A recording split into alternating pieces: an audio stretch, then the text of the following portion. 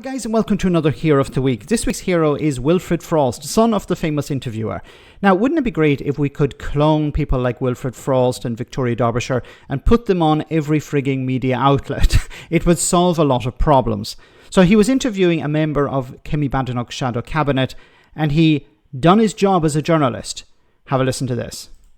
I mean, I have to say, I feel like you've invented a talking point here. I mean, the headline of your press release today that you've just addressed, you've framed it as fact, as if it's already happened, but in your answer there. But it says, the Conservatives are sounding the alarm over Labour's retirement tax, which is now just 614 days away from coming into effect. Just 614 days. It feels like... hold on, I'm not finished. Forgive me. Excuse me. Forgive me,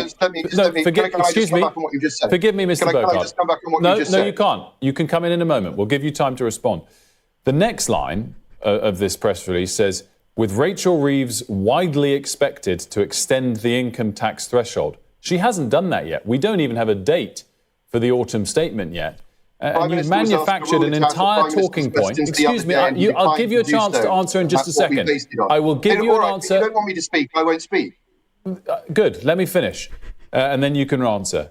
You have manufactured a talking point, which you framed in your first answer as already happened, with a hypothetical thing that the government might do, and even if they do it, it won't come into effect for 614 days.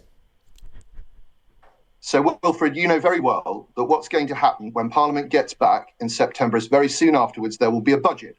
And at that budget, the Chancellor will have to make decisions which will affect the following 12 months, and some decisions will last a lot longer than that. So we are sounding the alarm about something that the Chancellor is going to have to take action on in the next few months. And if she doesn't, it will affect pensioners. And that's not so. And it's not true to say. I said it's already happened. I said it's something that's coming down the track. And we're perfectly entitled to do this, to tell, you let me speak now, you're perfectly entitled to tell pensioners that unless the Chancellor changes course, that she will be bringing them into income tax for the first time. Do you know that she is going to freeze those thresholds? We asked the Prime Minister to rule it out at Prime Minister's question. You are asked a simple question and you can't answer the simple question. This is about scaremongering. This is about scaremongering pensioners into, my goodness, the Chancellor is going to come after you next. There's no evidence to back up that claim. As Wilfred Frost has pointed out, there isn't even a date for the autumn statement.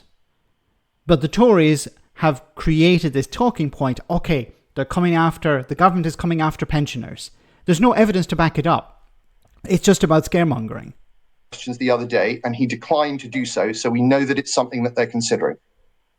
Right, which is not definitively happening. And that, by the way, was a non-answer from the Prime Minister, not a definitive answer from the Chancellor. The Prime Minister has refused to rail. Why is he talking about the Prime Minister when he was asked about the Chancellor? These are the politicians we're talking about. This is the remnants of the Conservative Party. They're asked about the Chancellor making a decision that has not yet happened, and they respond by talking about the Prime Minister not answering a question.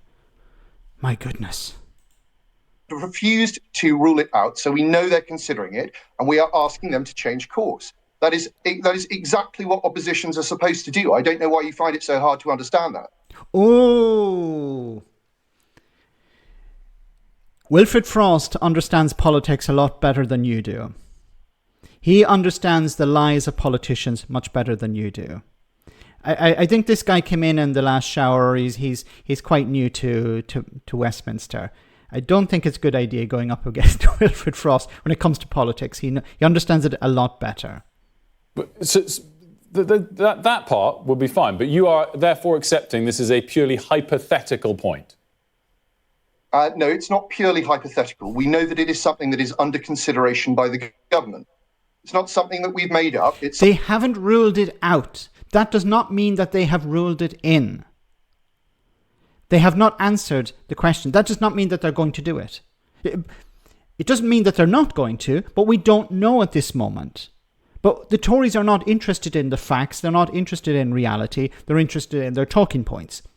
And the talking point is, Pensioners need to be afraid of Chancellor Rachel Reeves. Pensioners need to be afraid that this imminent tax increase or change to taxes is going to happen 630 odd days away, but it's imminent. Something that we know the government is considering, and that's why we are sounding the alarm about it. I'll reread the first line. The Conservatives are sounding the alarm over Labour's retirement tax, which is just 614 days away from coming into effect. Does not change course. That is what will happen. If the Chancellor doesn't announce that she is changing thresholds, it is what will happen. It is the default setting on what will happen. It's hypothetical. I think you're proving that. Exactly. It is hypothetical. We don't know. We don't even have the autumn statement. But the Tories are not interested in reality. They're interested in their talking points and they're interested in fear-mongering. They have no policies. Kemi Badenoch was talking about emulating the president of Argentina this week. Can the Tories not actually come up with something fresh? Can they not say, okay, let's create a policy that we can sell to the public? Give it a go. It might actually work. But no, they're lazy. It's like the remnants of Boris Johnson. Boris Johnson's old party. What was Boris Johnson famous for apart from lying? Being extremely lazy. He didn't want to attend Cobra meetings. He was too lazy to do that.